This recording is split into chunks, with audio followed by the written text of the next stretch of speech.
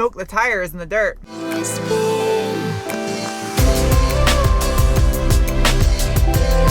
Hello, people of the interwebs, your favorite garage dweller, Sarah here with another vehicle review. And today I have a 2021 Jeep Gladiator Rubicon with a diesel. That's like the ultimate combination right there. I figured I'd start out this review firstly by talking about the front bumper. As you'll notice, there's all kinds of pieces that just come off of it, like Legos, which will increase your approach angle, because right there is the front tire. It's not much blocking the front of it. And also these hooks right here are not comfortable if you accidentally sit on one to film a car review. Moving right to the stuff that matters that most of you probably care about. The tires that come on this Gladiator Rubicon are a set of LT 285 70 17-inch Falcon Wild Peak all-terrains. It's a good-looking tire. I like how it's got a little bit of sidewall tread. Almost looks like a number 4.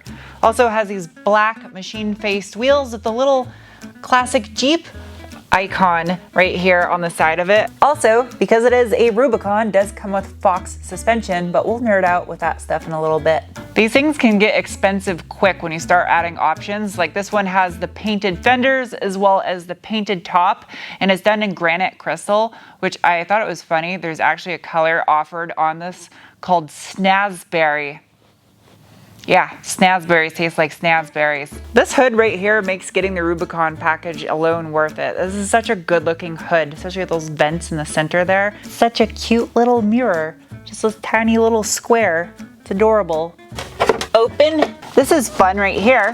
Check this out. I love that you can remove segments of the roof. Like I have just the driver's side area taken off. It's almost like having a T-top just without the T. I don't know what letter that would be. And you can take off the other side, obviously, which would make it almost like a Targa. And the rear does come off, but I would recommend having a second person for that. I'm not going to attempt it on my own. This is painted body color as well. I would wax that if I owned one of these. And in case you're new, it's a Jeep. Both of these doors do come off. I'm not taking them off though. I love the back end on the Gladiators. They're so fun, especially the taillights with the little LED ring that goes around the outside. It's very like Tron inspired. And the hooks down here are powder coated red, which is a nice little subtle touch because it's also red around the border of the Jeep font on the tailgate. And I just banged my elbow and it didn't feel too good. It also has this optional cargo management slider on the sides of the bed that you can use to tie stuff down, like that giant pouch that you would stuff your rooftops in. As far as the interior goes, other than the fact that I look like a corpse in here reviewing this Jeep, this is a $60,000+ vehicle. And some people would think, oh, it should look like a luxury vehicle. That's not the case. It looks like the ultimate Jeep on the inside. The back of the front seats have netting in them like you'd have inside the walls of a C-130 cargo aircraft for any of you prior military or current military or people that fly in C-130s. I love that it has this mattified crimson finish across the dash. It's really pretty, and also has red stitching all throughout because it matches with the red Rubicon stitching on these black leather seats. I love how short the top of the dash is. It has a little shelf up here that you can put your smartphone on, and you can sit there and watch YouTube videos while you're eating your lunch in a parking lot. Ask me how I know. Seats aren't heated, but you don't really need to because you can take the top off and it's black leather. That'll burn your ass just fine. This does have one option that I think is an absolute must on these, and that is the sound deadening in the headliner, because this thing is loud going down the road. I wonder if that helps with insulation also, because I imagine these get pretty hot in the summertime. Thankfully, it has a Rip It style e-brake. Big fan of that. I'm glad they don't have a stupid electronic one in here. I don't know why I hate electronic ones, I just do. I like that these speakers are right in front of you, so that way it completely drowns out any conversation in here when you have the music turned up. Oh, I like that. It has like a little camouflage looking rubbery shelf inside this. That's such a weird feeling material. There's also a regular USB, a USB-C, and an auxiliary 3.5mm jack in the dash, as well as an old-fashioned cigarette lighter style 12-volt plug. There's all kinds of plugs back here. 2 USB-Cs, 2 USBs, and below that you got a 115-volt AC 400-watt power inverter. There's everything you need back here. No, I did not forget the bolstering. Not bad. The seats are heated as well as the steering wheel is heated. I like that. That's one option I would have to have in this Jeep, is the heated steering wheel, because my hands are always cold. All right, time to get out of here. Looks like a little flying saucer, UFO. Let's fire this thing up.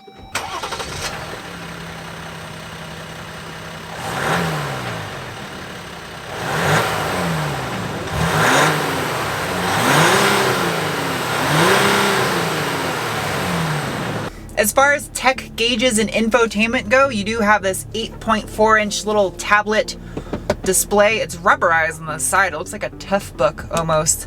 And there is a ton packed into the menu on here. I'm a big fan of Fiat Chrysler Group infotainment systems. They're usually fairly fun to mess around with. I'm a big fan of the sound system in here too. I think maybe it has something to do with the fact that this Jeep is the shape of a boombox with wheels. And on top of that, there is a removable Bluetooth boombox that you can take out of this thing and then listen to it like if you're camping or at the beach or something. That's so smart. I love that they do neat, fun things like that in Jeeps. As far as the gauges go, they're fairly simple. They do have analog on the left and on the right. And I like how there's a tiny little bit of digital screen inside here for whether you're in two-wheel drive or four-wheel drive. And in the center, you have a menu system you scroll through. And right now I have it on the off-road menu.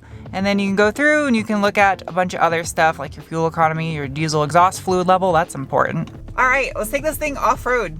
And I'm gonna leave this thing in too high. And I don't think I'll ever need to take it out of too high on this trail.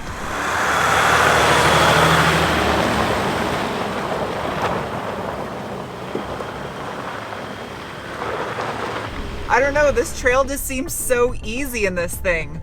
I thought it was easy in the Land Rover Defender, but yeah, I think I'd rather take this Rubicon off-road than that Defender. I liked the Defender a lot, but I like this more, I think.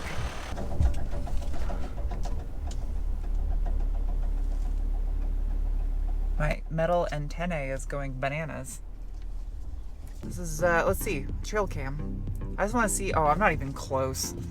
Not even close to bottoming out. Now, the only thing about this being a pickup truck and being long is the bed catching when I come over bumps like that. It's the only thing I worry about.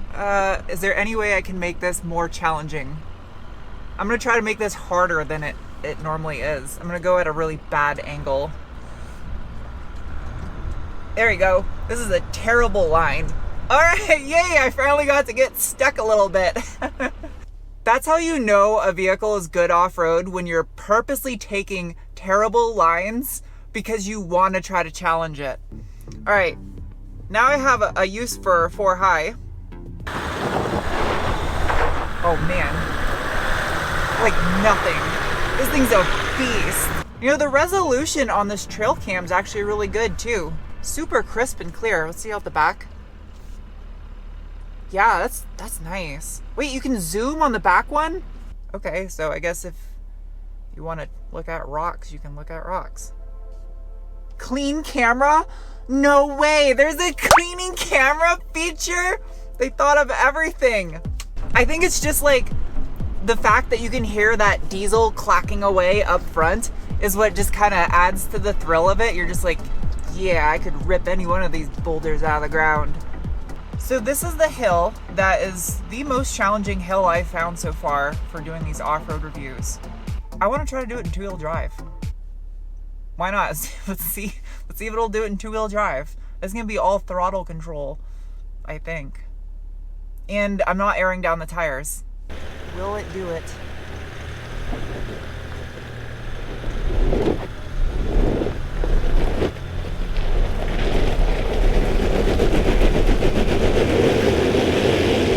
It won't do it in two-wheel drive. I tried. Smoke the tires in the dirt. All right, four-wheel drive it is. We'll do it in 4 high. I know you should probably use 4 low up this, but I like making it a challenge. Let's see what you got, truck. I'm gonna go up a really crappy line too. Oh yeah, 22, 23% pitch, 25, 27, 27 degrees of pitch. All All right, that was a terrible line to take going up this, and it still did it no problem. Time to go back down. I'm just going back down manually myself, using my right foot to control the brake. So it's not exactly difficult. I want to try to challenge this thing more. Let's try going up it in reverse. So I'm gonna put it in 4 low, put it neutral. There we go. Now it's in 4 low. Yep, this is challenging because everything looks flat in the trail cam. You can't really tell topography. Oh my, are you serious?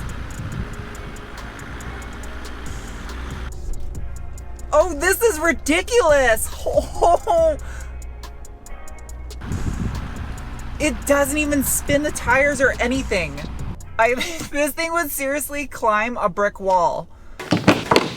That's crazy. Anyone can open the hood on this thing. Hello, welcome to Garage Science with Sarah.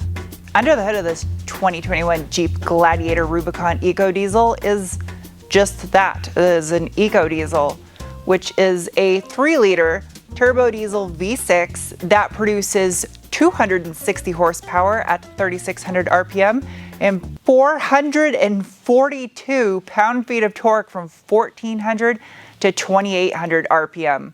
That's a shitload of torque.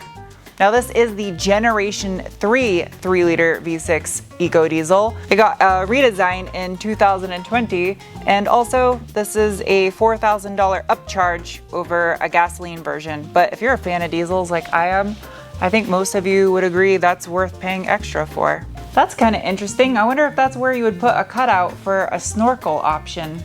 In the name of science, it is now time to give this thing the beans. I am going to disable the traction control, and that's it. I'm just gonna let this thing eat. I'm not putting it in manual mode because I don't think that'll help. Ready? Go. Woo! That's a good torque right off the line. It didn't even bog. Go, little diesel, go. That's good. It's adequate. Good torque. Hello, I'm back. The drivetrain in this rig is an 8 HP 75 8-speed ZF automatic transmission paired to a part-time 4-wheel drive system with a Rock Track 2-speed transfer case. Right there. Just magically it appeared on a lift all of a sudden.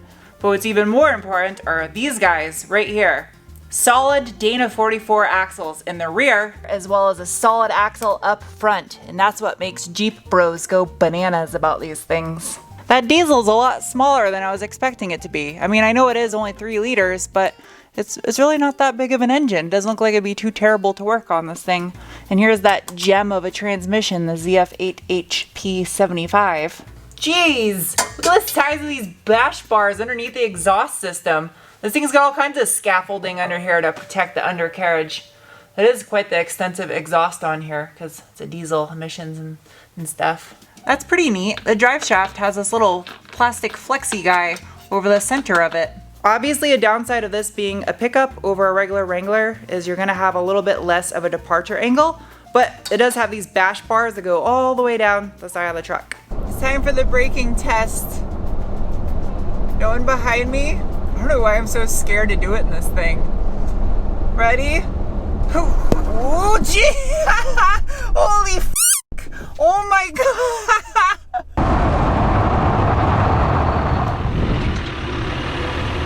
Oh, that was sketchy! Oh, wow! As far as fuel economy goes, I'm sure this wheel and tire setup on this Jeep is not light, and it's as aerodynamic as a brick, yet the fuel economy is exceptional. Absolutely exceptional. I was averaging 25 miles per gallon of mixed driving before I went off-roading. And I know the argument, some people are gonna say, well, with the extra cost of the diesel, it would take a lot of miles to make up the difference with the gasoline version, but that's like saying you could drink nothing but tap water while running a marathon and it would save you money, but it's still gonna taste like along the way or something. If you guys never seen one of my off-road reviews before, I have multiple categories to rate and assess them. Starting with the bean score is a rating of 1 to 5 beans, based on the feeling you get in your gut when you give it the beans. And this Jeep with the Eco Diesel in it is getting a rating of 1 big fat greasy bean, because it's a diesel, if you haven't figured that part out. Anyway, it's not quick, it's not slow, but it's got tons of torque, and that's what matters.